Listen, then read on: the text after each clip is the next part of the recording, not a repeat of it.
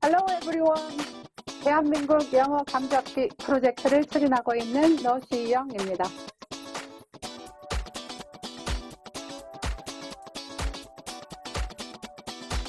오늘은 영어로 exaggeration 또는 overstatement라고 하는 과장법에 대해서 이야기해 보도록 하겠습니다.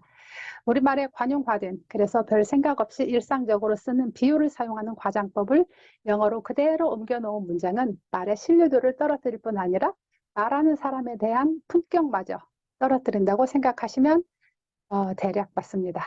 영문에서 과장은 서양인들이 아주 싫어하는 음식 속의 MSG라고 보면 딱 맞을 것 같아요. 그런데 음식에서는 음식을 먹는 사람이 눈치채지 못할 정도 아주 적은 양의 MSG를 쓴다면 성공이라고 할 수도 있겠죠. 하지만 영어에서는 이마저도 쓰시지 않는 것이 가장 좋습니다. 그래도 과장을 해서 좀 강조하고 싶어 할 경우에는 우리말에서처럼 비유법을 쓰기보다는 정도나 양이나 빈도 등을 나타내는 다양한 단어들 중에서 제일 문맥에 맞는 것을 골라 사용하시는 게 그나마 좀 안전합니다. 예를 들어서 많은 분들이 꾸고 싶어하는 돼지꿈. 여러분이 꿈에 엄청나게 큰 돼지를 보았다고 가정해 볼까요? 한국식으로 과장된 비유를 사용해서 말하면 나 있잖아 어젯밤 집채만한 돼지꿈을 꿨어. 쯤이 되겠죠? 그런데 대부분 한국 사람들은 영어 말할 때 일단 우리말로 떠오른 생각을 영어로 그대로 번역한다고 말씀드렸죠? 그래서 이걸 그대로 영어로 옮깁니다. 그러면 see, last night I dreamed about a pig as large as a house가 되겠죠. 그런데 아무리 돼지가 크고 아무리 집이 작다 한들 이 둘의 크기가 같을 수는 없잖아요. 그죠? 하지만 이렇게 말해도 우리나라 사람들은 돼지가 엄청 컸다는 말이구나 하고 이해를 해준다는 거죠. 하지만 영어권 사람들 거의 대부분은 그렇게 생각해주지 않더라는 거예요. 이걸 현실적, 논리적으로 말이 안 된다고 생각하기 때문에 그렇게 말하는 사람은 허풍쟁이쯤으로 치부할 가능성이 높아요.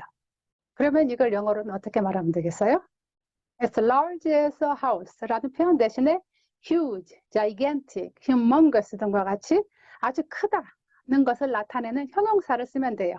그러면 Last night I dreamed about a huge pig 또는 I dreamed about a gigantic pig 또는 I dreamed about a humongous pig 라고 하면 된다는 거죠. 중요한 건 한국식 비유에 사용된 as large as a house처럼 말하는 사람이 사이즈를 특정해주지 말고 듣는 사람이 스스로 크기를 가늠하면서 듣도록 말을 하라는 거예요. 참고로 잠자면서 꾸는 꿈은 위에 말씀드린 것처럼 dream about을 써서 표현하고 희망사항을 의미하는 꿈을 말할 때는 dream of를 씁니다. 예를 들어서 나의 꿈은 선생님이 되는 거야 는 영어로 I dream of becoming a teacher 하고 말한다는 거죠. I dream of becoming a teacher. 자, 원위치로 돌아가서 과장법 외에 하나 더. 어젯밤 참 한숨도 못 잤어. 와 같은 표현도 마찬가지예요. 우린 별 생각 없이 이렇게 많이 말하고 또 영어로 말할 경우에 또 한국말을 그대로 번역해서 I didn't sleep at all last night 한다는 거죠. 이 경우 우리말이나 영어 둘 다 문자 그대로 해석한다면 단 1초, 단 한순간도 잠을 안 잤다는 거예요. 100%? 하지만 이 말을 들은 한국 사람은 대부분 잠을 거의 못 잤나 보구나 라고 이해하지 문자 그대로 단 1초도 자지 않았구나 라고는 생각하지 않는다는 거예요. 잠을 아예 1초도 안 잔다는 건 거의 불가능하니까요. 하지만 이 말을 들은 영어권 사람들은 10중 8구는 문자 그대로 받아들이고 그리고 난 후에 말한 사람이 허풍이 심하다고 생각할 위험이 크다는 거예요. 그러면 이 말은 영어로 어떻게 하면 될까요? hardly 또는 barely 같은 단어를 써서 I barely slept last night 한달지 I hardly slept last night 아니면 I got almost no sleep last night 하면 되겠죠?